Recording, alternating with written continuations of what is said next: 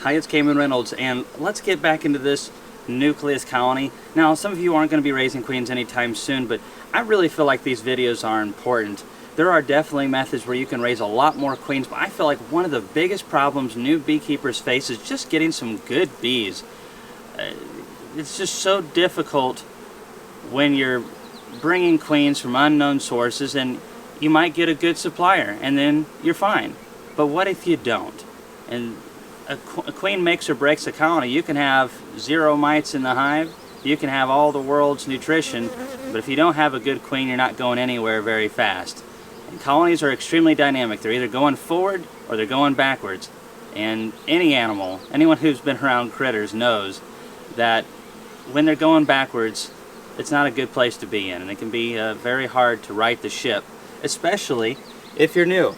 So what we're going to be doing in this video is taking out some of the cells from the last round. These should be about between day 6 and day 7, which means the cells should be capped. They're still very fragile. I'm going to be placing them in my incubator. I'm going to show you how I get the bees off of the cells. Also, we're going to be placing another round in here of 15. You can get more, you can put more in here than 15 at a time, but I really feel like to get really high quality cells, especially for someone who's new, 15 is a good place to start. And I find the more I try to do more in this little hive, I end up with runtier cells, and we really want the best queens. Thankfully, this is like the first day in a week that the bees have been able to fly decently, and they're not eating this pollen patty quite as much now because they're bringing in quite a bit of pollen. Excuse me. Now, I have rearranged things in here a little bit.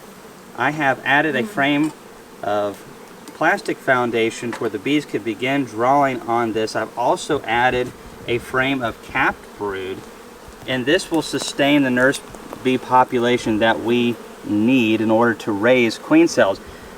Bees don't live very long, so every day we're losing nurse bees to forager activity, which can be beneficial. Man, I wish this box was a little bit wider. Now, some people have mentioned using a grafting bar that's thinner, which would help with some of the issues of them webbing up the cells. I really need to do that. It's not necessary. I've never done it before. But having somewhere where they can go with all the wax really helps. This first frame is always a pain in the hiney, especially since this one has all the capped brood. Don't want to crush a lot of it. Alright. There's a lot of emerging brood coming out of this side and out of this side. Yeah, a lot of them are coming on out. However, keep in mind, if you're doing this, oh, there's a bee coming out right there. Happy birthday. So, keep in mind, whenever you are adding capped brood like this to your colonies, you are doing something unintentionally. If you have relatively, not even really high mite loads, but semi-high mite loads in your colonies that you're pulling these frames of capped brood, you're giving a decent bit of mites to this little bitty colony, especially over periods of time. If you're doing this for sustained months, then you are going to be bringing in a lot of mites from your bigger colonies, and you can end up having a really bad infestation of mites that is unnaturally high because of all the capped brood. That's where the mites want to be, is underneath that capped brood reproducing. Just keep that in mind. So whenever you're done with this and you get a mated queen, you can start doing mite treatments. Alright, so they've started drawing on this pretty well. Lots of sugar syrup and now a little bit of nectar in there. I'm going to just stick this over here.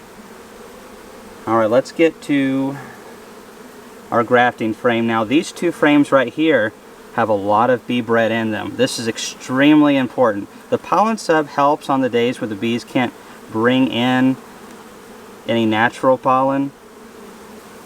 But having that bee bread is so crucial. And I'm fixing to do a video. I got a couple videos that I think are going to be pretty cool coming up. One on pollen trapping, which you can mix into your pollen patties, making them more nutritious. And then on top of that, we're going to be showing you how we take these cells and break them up into mating nukes very simply so you can get these queens to come back. And lo and behold, we still have a little bit of webbing on these combs. Ooh. Or on these cells, I should say. Alright. Look at those nice looking cells though. Lots of nice royal jelly up at the top. Very big cells. These are going to make great queens. Alright, so we can't just shake these off unless we want to just destroy all the work that we've done. So this is where things get tedious. And bees are not overly fond of bee brushes. I like having mine a little bit shorter. But at this stage of about day 7, you can have them on their side. Just don't drop it, whatever you do, because they'll dislodge the larvae a lot of times. And you know, this isn't a game of speed. You can go pretty fast, but you don't have to. You might want to wear gloves. This can aggravate the bees sometimes. Woo. But yeah, well, this is all we're doing right here, just brushing these cells off. Now, what about placing these cells early in the mating nuke? Instead of letting them wait a little while, why not just put them in a mating nuke right now? And you totally can. It's kind of preferable to wait till day 10, which is just a few days away. As the queens develop, it hardens the cells quite a bit and they're easier to handle, but you can totally do it at this point. A lot depends on the conditions of the colony that you're putting it into. We'll talk about that more in another video. There's a lot of variables here, lots of different methods, and many of them work well, but there are rules to follow. We're gonna really just focus on keeping it simple this year, and we'll dabble into a little bit more complicated stuff.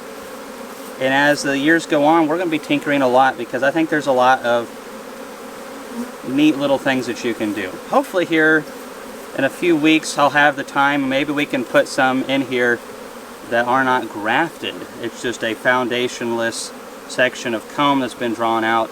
Get the queen to lay some eggs or young larvae in there and plop it in here. Alright, so that's pretty good right there.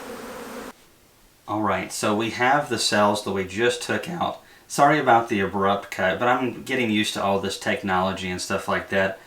And for, you know, being born in the generation that I am, I'm pretty sad when it comes to that kind of stuff. But I can raise queen cells though, and pretty excited about how these look right here. What I've got down here is just a little incubator. You can actually purchase these things, I believe from Honey Run Apiaries. You can also build, and this is a very simple model, but it works. You got to put a little pan in it. Now, it didn't come with these braces up top, but the lid wanted to warp a little bit. Also, I added this insulative piece right here just to make it burn a little less energy. I've got it set at 91 right now. It does a very good job. You can see the light bulbs as the main source of, well, it is the source of heat down there. You have a backup light bulb, that's why there's 2 of them. And then we have this little shield right here. Now you're also going to want to have a little container of water down there, or put a sponge, something like that. That way the humidity's good. There, it just kicked on right there. And all we have to do is just place our cells right here. Then we need to put that water down here in a little bit, which I didn't grab for the video. And we definitely need to make sure that we come back and remove these cells before they emerge. Now remember, when we graft the larvae, they are already pretty far along, even though they're really tiny. It only takes 16 days from start to finish. You know, and there's temperature variables at play there. Warmer weather, they're going to emerge a little bit quicker, and cooler weather, it'll slow them down a little bit, and different things like that. But it takes about 3.5 days for the egg to hatch.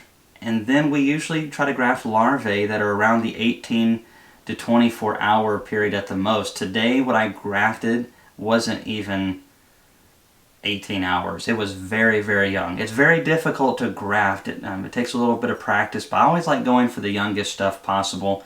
I don't think that you have to, but I just can, so I do. But so right there, if we graft 24 hour larvae, 3.5-day old egg, we're already at 4.5 days. And so if we pull them out of the starter finisher, or this, on day 10, then we're at 14.5 days. That gives us a day and a half before those cells will emerge. And there's always some that are going to come out a little bit quicker. Maybe the larvae you grafted was 30 hours old, and that one's going to come out and kill the rest of them. So we definitely want to make sure that we get those out. Now in an incubator, they're not really bad about going around and killing each other as much as they are falling down onto that plate, which I usually put a barrier down there. But still, virgin queens are extremely sensitive. I don't really like fooling with virgins very much. They can be used, but they are very sensitive. Even mated queens are very sensitive. Honeybees are a very social insect. And so what we really want is to get these cells at day 10 after graft, already have a mating nucleus colony ready to go, place that cell down in there, and let her emerge in the quiet of the mating nuke, and then not disturb that colony for about 14 days. A lot of times they're laying before then, but there's really no reason. At day 14, we either have a queen or we don't. So we're going to be showing you here before too long how to set up mating nukes. Very, very simple.